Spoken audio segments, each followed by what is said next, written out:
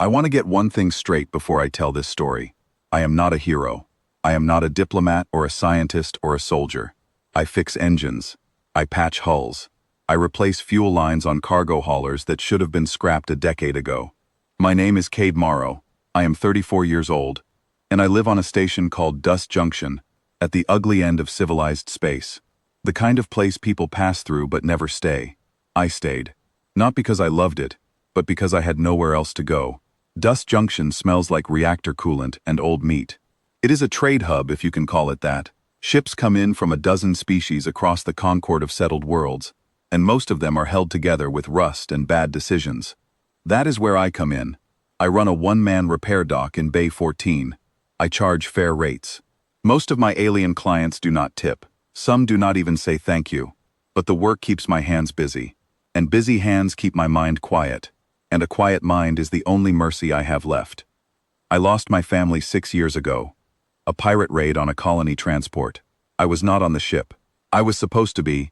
I stayed behind to finish a contract job because we needed the money. I have spent every day since then wishing I had been on that ship, and every night being ashamed that I am glad I was not. So that is who I was, on the day I bought a dragon. It was a Tuesday. Station time, not Earth time. The monthly salvage auction was running in Cargo Bay 9, just down the corridor from my dock. I usually ignored it. Salvage auctions on Dust Junction are loud, crowded, and full of traders who would sell their own mothers for a crate of decent copper wiring. But I needed a coolant manifold for a Brellian freighter I was working on, and I thought maybe one would turn up cheap. I never found the manifold. What I found instead was a cage being dragged into the auction ring by 2 Sethkari handlers, and inside that cage was the saddest thing I had ever seen. It was a Vryn, a dragon. I had seen pictures of them before, but never one in person. They are supposed to be enormous, beautiful creatures. Bioluminescent scales, powerful wings, intelligent eyes. The Sethkari domesticated them centuries ago and used them as war mounts, beasts of burden, and status symbols. A healthy Vryn is worth more than my entire repair dock. This one was not healthy. She was skin and bone. Her scales were dull gray, like old sheet metal left out in acid rain. One wing hung at a wrong angle, clearly broken, and never properly set. There were chemical burns along her flank, the kind you get from working too close to an unshielded reactor core. Her bioluminescence, the soft glow that healthy Vryn carry along their spines, was completely dark. The auctioneer called her scrap grade. The crowd laughed. Someone made a joke about selling her for parts. Nobody bid. I do not know why I raised my hand. I have thought about it 1,000 times since, and I still do not have a good answer. I told myself it was because her bones might be useful as structural composite. That was a lie, and I knew it even as I was thinking it. The truth is simpler and stupider than that. I saw something suffering, and my hands would not stay down. I got her for 200 credits, less than a fuel filter costs. When the handlers wheeled the cage to my dock, the Vryn lifted her head and looked at me. Not the blank stare of a broken animal. Something deeper. Something tired and afraid, and just barely holding on. A look that said, "Are you going to hurt me too?" I knew that look. I had seen it in my own mirror enough times. I got her into my workshop hangar and started assessing the damage the way I assess any broken machine. Systematic. Thorough. Do not get emotional. Just identify the problems and start fixing them. She was malnourished. Probably had not eaten properly in months. The wing joint was infected where the old break had healed wrong. The chemical burns were partially scarred over, but still raw in places. She had parasite scarring along her underbelly.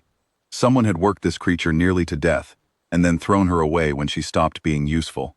I heated broth from my own ration packs and set it in a shallow pan near her head.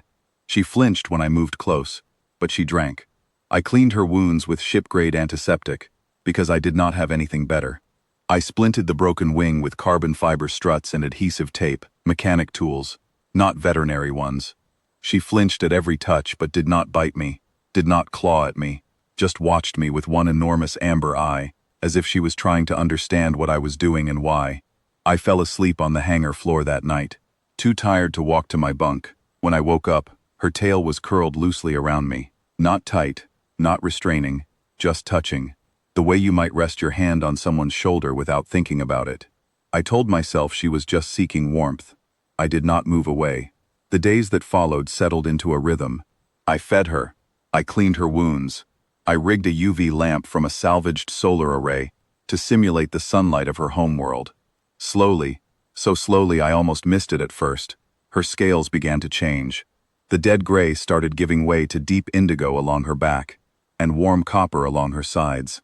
I built a better wing brace from titanium alloy scrap. She held perfectly still while I worked on it, as if she understood what I was doing. I named her Kess. It was the sound she made when I walked into the hangar each morning. A low, clicking exhale, almost like a greeting. Kess. It fit her. I started talking to her while I worked, not because I thought she could understand me, but because the silence in that hangar had been eating me alive for years, and I had not realized it until she was there to fill it. I told her about the ships I was fixing. I complained about clients who haggled over fair prices. I told her jokes that were not very funny, and she would tilt her head and rumble low in her chest, and I would pretend she was laughing. Her bioluminescence came back. Faintly at first, just a dim pulse along her spine when I entered the room. I did not know what it meant at the time. I learned later that among the Vrin, that specific light pattern means recognition of kin, of family. I started saving the best portions of my protein rations for her. I was losing weight. I did not care. About 3 weeks in, a Sethkari trader named Vorik Tan docked at the station for repairs. The Sethkari are tall, scaled, cold-eyed people. They are the ones who first domesticated the Vren, and they believe no other species is worthy of bonding with dragons.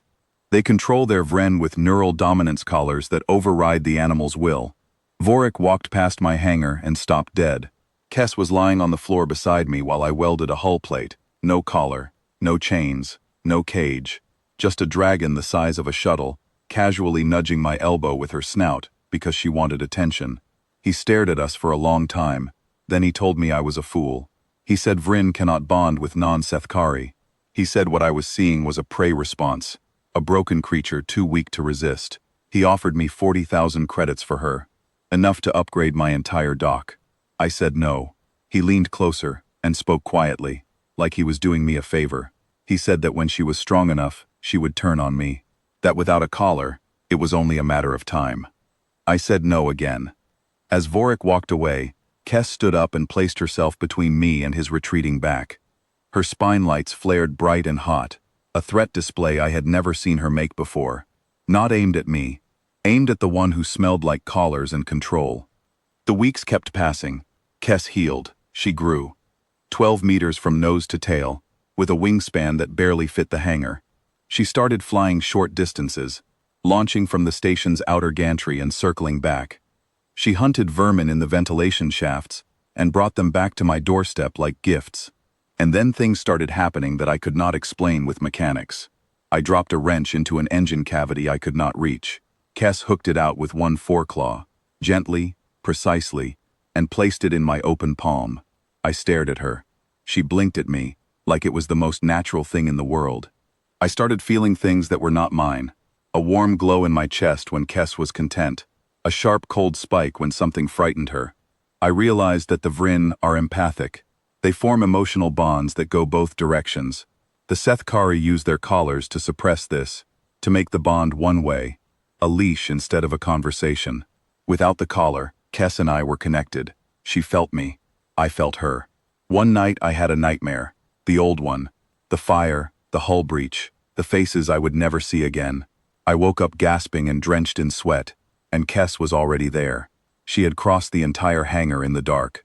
Her enormous head was pressed gently against my chest, and her bioluminescence was pulsing slow and steady, a heartbeat of light. She was calming me down, deliberately, knowingly. I understood then. The Sethkari were wrong. Or maybe they were lying. The Vrin do not need to be controlled to bond. They bond through trust. The collars do not enable the connection. They prevent it. No Sethkari has ever felt what I was feeling, because no Sethkari ever treated a Vrin as an equal. I was the first person in the history of the galaxy to be chosen by a dragon, not because I was special, because I was decent. Then Vorik came back. He brought a Concord Trade Authority officer and a legal claim. Vrin are classified as Sethkari cultural property under Concord law. Any non-Sethkari possessing one without a license is in violation. I had 48 hours to surrender Kess, or face seizure and criminal charges. The Trade Authority officer was a Quallen. A tall insectoid woman with kind eyes. She told me privately that she was sorry. She had seen how the Sethkari treat their Vryn. But the law was the law, and she had to enforce it. I did not sleep that night. I sat in the hangar with Kess curled around me, her light pulsing against my back, and I thought, not about running, not about hiding, about the problem. I am a mechanic. When something is broken, I fix it. The law was broken, so I would find the crack in it and apply pressure. On the morning of the deadline, I opened my hangar doors wide. Every trader, dock worker, and station resident who wandered past could see Kess standing beside me, unchained, uncollared, her scales blazing with indigo and copper light. I called a public witness. It is an old Concord legal right that allows any sentient being to testify before a dispute is settled. I did not argue property law. I would have lost. Instead, I argued sentience law. If the Vryn are intelligent enough to form genuine empathic bonds, not forced obedience but chosen loyalty, then they are not property. They are people, and people cannot be owned. Then Kess did something I did not ask her to do, something I did not even know she could do. She walked toward the trade authority officer, slowly, calmly. Every eye on the dock was on her.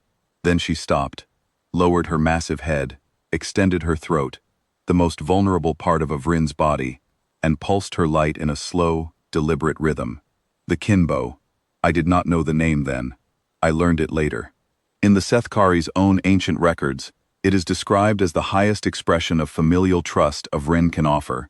It cannot be forced. It cannot be faked. No neural collar has ever produced it.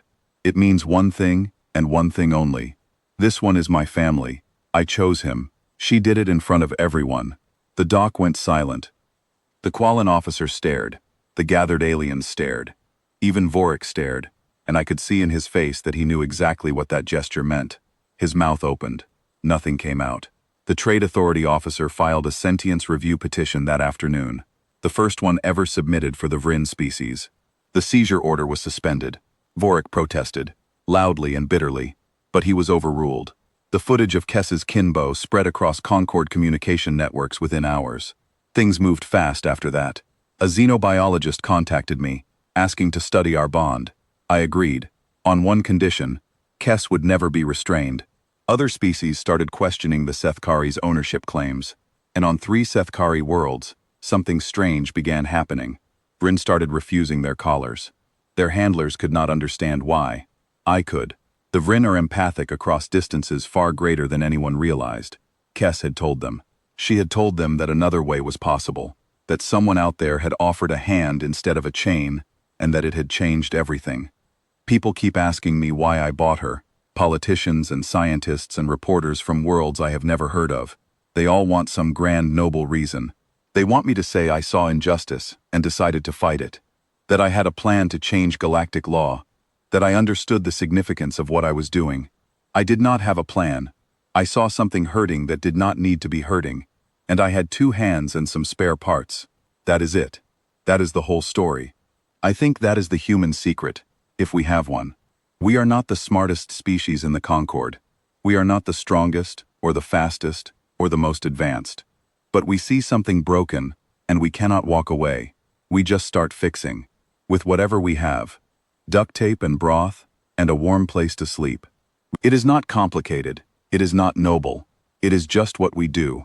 And sometimes, not always, but sometimes, the broken thing turns around and fixes you right back. Kess is asleep beside me as I record this. She is curled in her favorite spot, the warm corner near the reactor conduit. Her tail is draped across my legs. Her light is pulsing soft and slow, like a heartbeat, like a promise. My hangar still smells like coolant. My hands are still greased. I am still nobody important on a station at the edge of nowhere. But I am not alone anymore, and neither is she.